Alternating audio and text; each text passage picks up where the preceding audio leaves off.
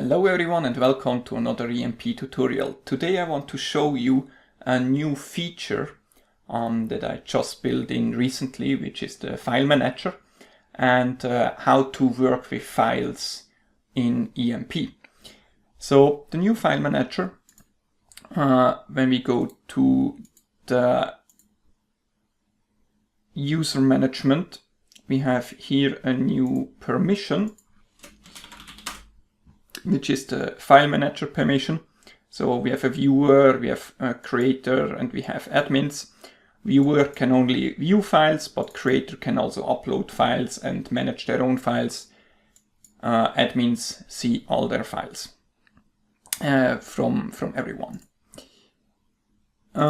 So this is the file manager. As you see, I'm an admin. I have my own files, I have shared files. I have my own archive of files. I have the admin archive and the admin section. Under my files, I see all the files that I have uploaded. And yeah, let's add a new file, just that we see how it works. Let's take just some data. Good, so we have uploaded some data. We can also just drag and drop multiple files here if you want to upload multiple files. We can go here and select all these files and archive them. They will end up here in the archive, where we can then fully delete them, or we can restore them as well.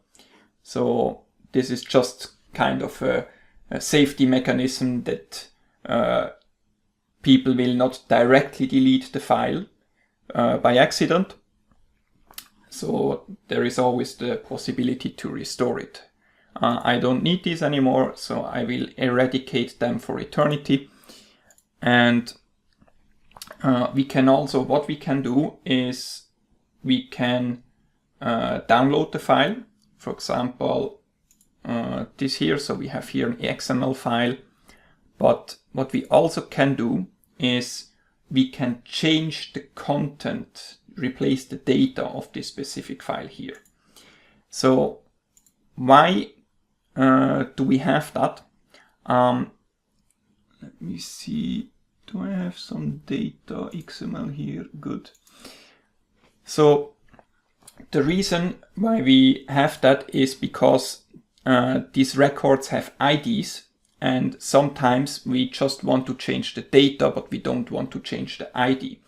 So uploading a new file will not work. So that's why we have this replace data functionality. We can also change the owner here. And I don't know, do I have here some other users? Yeah, we have here some dashboard viewer, for example. So now this file is gone, because now the new owner is the dashboard viewer, as we see here in the admin area. We can also edit the file, we can change the name, we can change the description, we can add tags, and we can also share this file with other users. With groups, or we can also say that people are allowed to edit this file and upload other data and so on. Good, so this is how the file manager itself works. Now, what can we do with these files? Now, these files we can actually use in queries. So we have here a new source called file. And what we can do here is with control space, we can here choose from our list of files. Now this list can get quite long. So what we also can do is we can filter by the name. For example, I can enter here data and then use control space. And then I just get the files that contain data in their name. I can do the same with the extension of the file, so I only get the Excel files. In this case, let's choose one of these files. So we have here the definition, which file we want to have.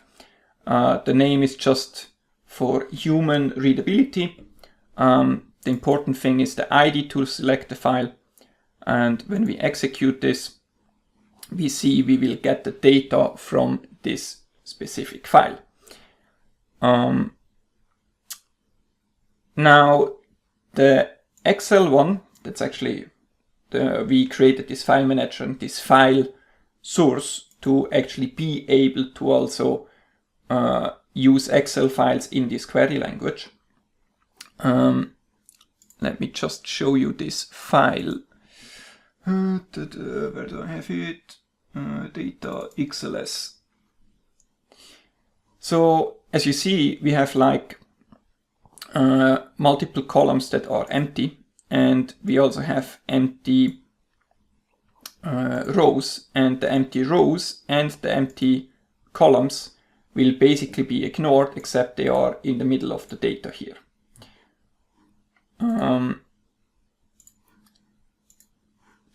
And the first line will be used as header, except if we define that the header should not be used. So header is false, then we will just get the column names from Excel. So this is one thing that is a little bit special about Excel. Now we also can define how the file actually should be read with the as parameter. As you see here, we have multiple options. Auto is default. We can say CSV, Excel, HTML, JSON, plain text, and lines. Now, let's say we use plain. In the case of Excel, what we will get is just some very encrypted binary data. So let's use another file. Let's say, for example,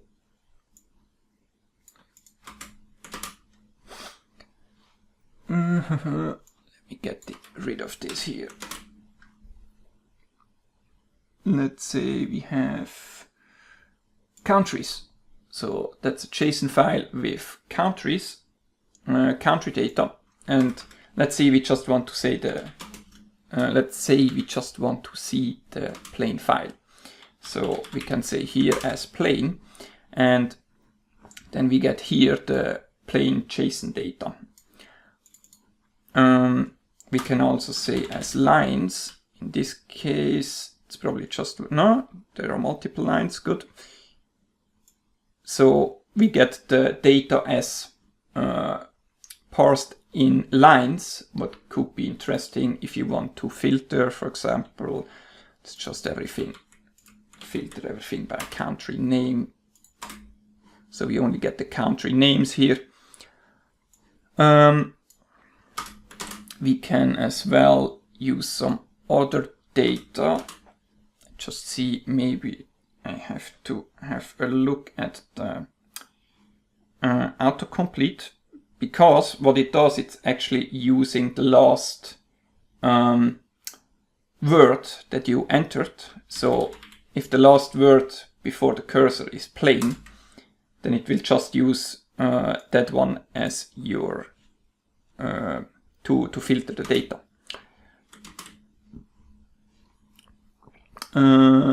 Let's take some CSV here. So as you see, with the as operator auto, it will automatically determine how it should parse the data. So for example, when you have a CSV file, it will just parse it as CSV. This is based on the name extension. So if you have a data.log that contains CSV data, it will just be parsed as lines, as far as I know. What else can I show you? Yeah, for example, XML, data XML. So XML will be parsed as XML. So in this case, let's have a look at the XML file here. So this is our data, and oh, sorry. Interesting. Where is my XML file?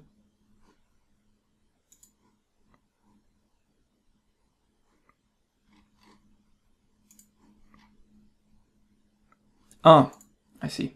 I I put it to the other user here. So good. So this is the data. So we just have data and records, and by default, what the parser will do is just going through all the XML and will create this key structure here, and then you will get the text. Now what we can do here, that's now an example why the as parameter is useful. We can say I want to have this as an XML tree, and then I get the whole thing as a JSON object or a JSON array that we then with children that I can unbox. Now I can unbox this, so I want to unbox the children. So the children are unboxed. I want to unbox even more children, and I want to unbox this even more. And now I see, okay, good. Now I have a key for data record 1 and the data record 2 and so on. And I have some tag and I have some text of this XML. So if I want to convert this into a table, what I can do is I can say I want to have the tag. So this one is not really useful. So tag record is not useful, but I want this tag here. So I say from the field children, give me the field tag. If I would not use the perfect. So I have the tag here, and then I also want to have the value of these children. What is the text? So, and based on this data, I can now convert this into a table using the stats matrix. So here I want to have the column as the tag, and I want the row to be the key. So we want to have one row for every one of these key, and we want to have the value to be just the first value that we encounter of the column value.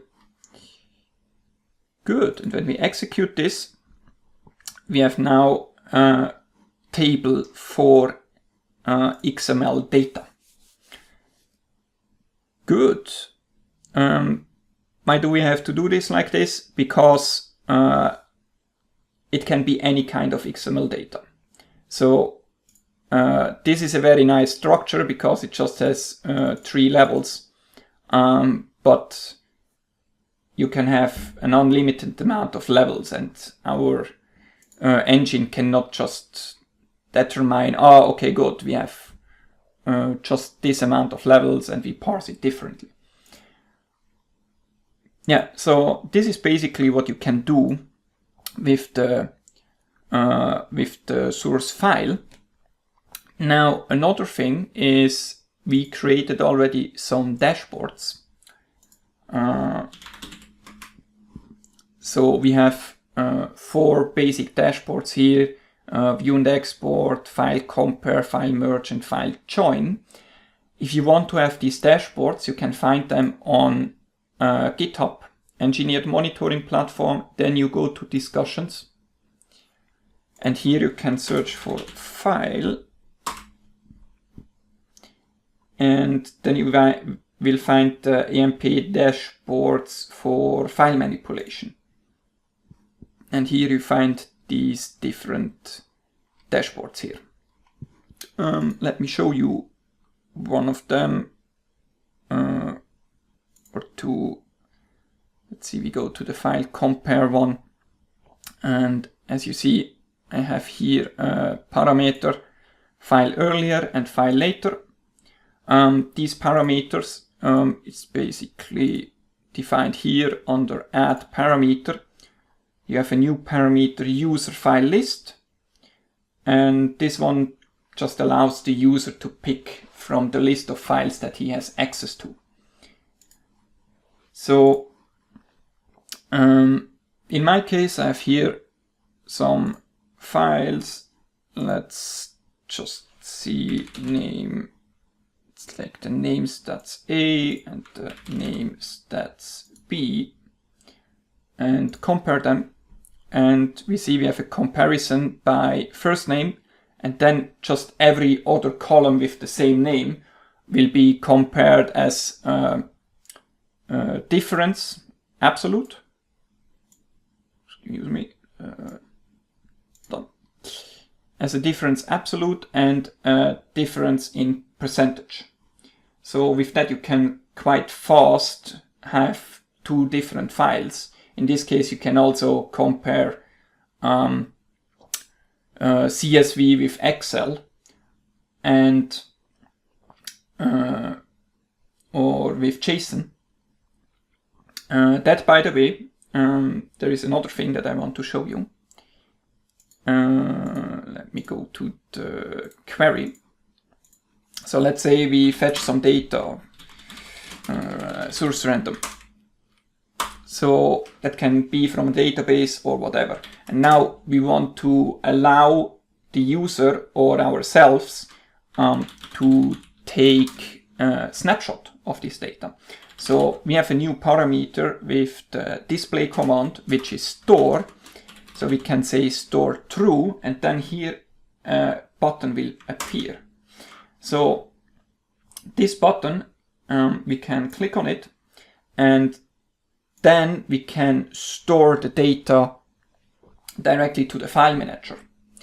So in this case, I have some random data, and I want to add the time that I chose from the time picker. So here you also have like name suggestions that can be quite useful, because I implemented that because I'm lazy. I don't want to always type out the times that I chose in the file picker and these kinds of things. So yeah, then we just click here on store to file, and then we have successfully stored the file. And when we go here, we see under my files, we have now random data as JSON. We can download this, and we see it's an array of JSON objects. And this specific format, just an array with objects, will be easily read by the file source. Let's say now here we take the random data. Now if I try to compare this, there won't be really any compare, because in the random data the first column is not the first name, and this dashboard just takes by default the first column from both files, but we can also here say compare by first name, and then it should take the first name of both columns. What it does, and now one of the files does not have any statistics, the random data, so what we see is no real comparison because the file columns are not the same, but the data is there, so good. What else can I show you? Let me show you another example of how to store data. So we have our Gatlytron dashboard, and let's take something like the last 1 month or so, and simulation load average. So we have some data here, and we have here some different parameters. Now we can, like I put this store button on the dashboard, so the users of this dashboard can store the data directly. Now when I click here, this one, when I click here, you see I have much more name suggestions. The reason for that is because these name suggestions are also extracted from the UI, from the parameters that you selected, and so on. Again, just for laziness. In this case, on this dashboard, we have not only the global time picker here, but we also have a time picker down here to the compare time frame, and therefore we have also more suggestions when it comes to the times. Good. I think that's about it. So we have the file here. We can also, by the way, if you now want to export the data, that's also useful. We go to the dashboard. We use one of the file dashboards, which is File, View and Export. We have just stored the simulation load average as JSON, and for whatever reason we want to now export this as CSV, we can use this dashboard File, View and Export and download it as CSV, XML or JSON. Yeah, what else? Let's say file join. We can join two files. For example, I have here the name stats by first name and the name stats more. So the name stats A, let me show you that. The file manager, name stats. So the name stats here just contains like count, min, average, max, sum, and these kinds of things. But the name stats more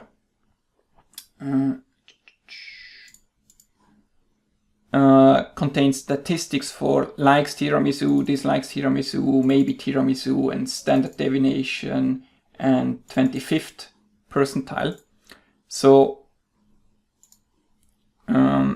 now, as you see, this file only contains these statistics until here, and the name stats contains these statistics. So I can basically do a SQL-like join with files that I have. Can also be different formats as long as they are resolving into a table when I view them. And I can do a join of these files without having any problems regarding having to convert them into Excel first and do it in Excel with VLOOKUP or something like that. Yeah, so as you see, like here, name stats more half, it only contains half of the records. So these guys down here cannot be matched, but we can here also use the join type. So we can join on the right file, then we only get a right join result. We can also say inner, so we only get an inner result. We can also change on what we actually want to join on. I don't have any other columns, but I can just normally it just takes the first column of both files, but in this case we can also specify it, and then it will join on the first name of both columns. This only works if you have the same column names, so else you cannot join these files. Good. File merge, if you're already on going through all the dashboards, the file merge is basically just concatenating records together. So we have names that's A, names that's B, and it basically just goes and connect both of these files. So Victoria should be there twice. Yeah. Good. I've shown you a lot regarding file management, but this is now the new feature that we have. Can be quite useful to combine data from a file and match it to data from a database and these kinds of things. So you can do everything you want, whatever the query language allows you to do. So yeah, I hope you can solve a lot of problems with this new feature, and see you with the next video.